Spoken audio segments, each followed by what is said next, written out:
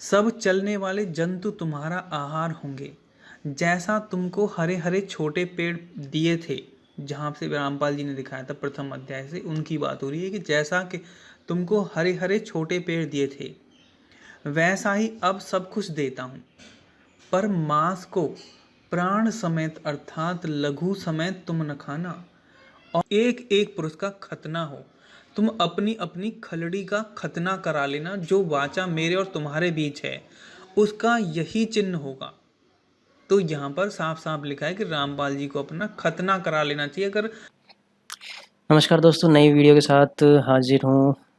ये वीडियो उत्तर होगा देवेंद्र की एक वीडियो का, जिसमें उन्होंने ये बताने की कोशिश की है कि बाइबल जो है वो मांस खाने के फेवर में है, और रामपाल जी महाराज ने भ्रमित किया है लोगों को ये बोल के कि बाइबल में कहीं मांस खाने के लिए नहीं बोला गया है। ऐसा देवेंद्र जी का कहना है। तो हाँ, इसी के बारे में आज बात करेंगे। तो जेनेसिस 1 में जो भी ऑर्डर्स हैं ड्यूरिंग क्रिएशन, उत्पत्ति के दौरान जो भी ऑर्डर्स दिए गए हैं वो सुप्रीम गॉड के ऑर्डर हैं। जैसे यहाँ पर आप देख सकते हो, ये बाइबल हिंदी में, आप इस वेबसाइट पे जाओगे तो आपको मिल जाएगा। तब परमेश्वर ने कहा हम मनुष्य बनाए, हम मनुष्य को अपने स्वरूप जैसा बनाएंगे, मनुष्य हमारी तरह होगा। वह समुद्री सारी मछलियों, आकाश के पक्षियों, मतलब सभी जीव जंतुओं पर कंट्रोल रखेगा। खाने के लिए कहीं नहीं बोला अभी इसमें। इसलिए परमेश्वर ने मनुष्य को अपने स्वरूप में बनाया, परमेश्वर ने मनुष्य को अपने ही स्वरूप में सृजा, ठीक है, नर नारी करके बनाया। परमेश्वर ने उन्हें आशीष दी, ठीक है, आशीर्वाद दिया, और तुम्हारी बहुत सी संतानें हो, पृथ्वी को तुम भर दो, इस तरह से करके आशीर्वाद देते हैं, ठीक है। परमेश्वर ने कहा देखो, मैंने तुम लोगों को सभी बीज वाले पेड़ पौधे और सारे फलदार पेड़ दिए हैं, ठीक है, ये अन्न तथा फल तुम्हारा भोजन होगा। यहाँ पे परमात्मा ने फाइनल कर दिया कि ये तुम्हारा भोजन होगा, ठीक है। मैं प्रत्येक हरे पेड़ पौधे जानवर के लिए दे रहा हूँ, ये हरे पेड़ पौधे उनका भोजन होगा। पृथ्वी का हर एक जानवर, आकाश का हर एक पक्षी, पृथ्वी पर रेंगने वाले सभी जीव जंतु इस भोजन को खाएंगे। ये सभी बातें बताई, और यहाँ पे उन्होंने कहीं भी मांस का जिक्र नहीं किया है। मांस का जिक्र जेनेसिस 9 में आता है, जब परमात्मा ने सारी सृष्टि रच दी होती है, 7वें दिन विश्राम कर लिया। 7वें दिन विश्राम करते हैं अपने लोक में जाके। फिर यहाँ जो काल भगवान है, जो निरंजन है, वो अपने एंजल्स भेज के, अपने देवी देवता भेज के यहाँ पे मनुष्यों को भ्रमित करने की कोशिश करते हैं, ताकि इनके कर्म बिगड़ते रहें, यहाँ पे फंसते रहें, और बार बार 84 के चक्कर में आते रहें। तो जेनेसिस 9 में आके इन्होंने अपने एंजल्स भेजे, और उन्होंने फिर आदेश दिए हैं आगे के। अब अगर हम उस आदेश को मानेंगे तो परमात्मा का जो आदेश है जेनेसिस 1 में, वो खंड हो जाएगा, जिसकी वजह से हम दोषी बनेंगे। तो जेनेसिस 1 में तो ऐसा कुछ भी नहीं कहा है कि मांस खाओ। अगर जेनेसिस 9 में ऐसा कुछ कहा गया है तो वो किसी एंजल का आदेश है, जो कि बाइबल में ऐसा परमात्मा करके उसको संबोधित किया गया है, तो वो हमें मान्य नहीं है। परमात्मा ऐसा तो नहीं है कि जेनेसिस 1 में कुछ कहेगा और जेनेसिस 9 में जाके कुछ और कहेगा।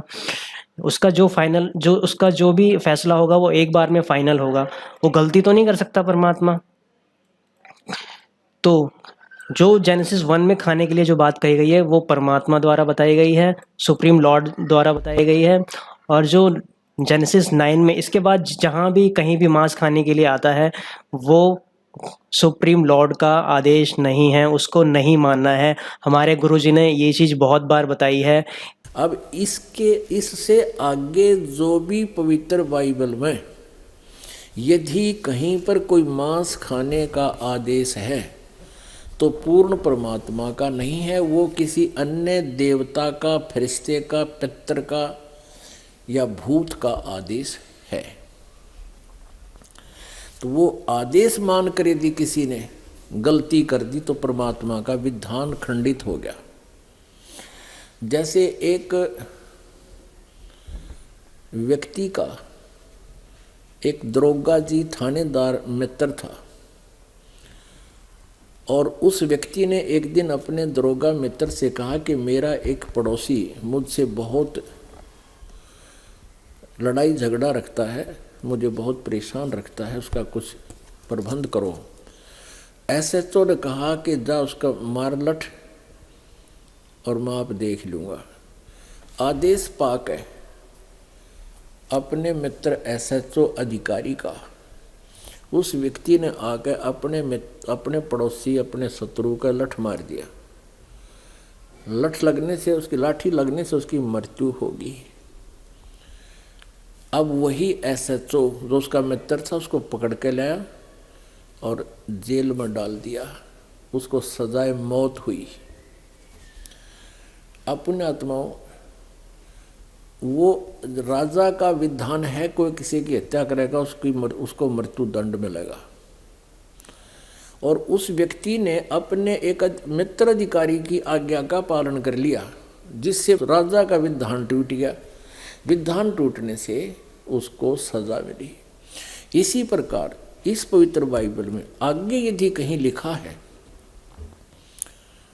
मांस खाओ, इसमें ऐसा भी लिखा है ऐसे खुरों वालों का मांस खाओ, ऐसे वालों का नहीं खाओ, ऐसा लिखा है इसके अंदर।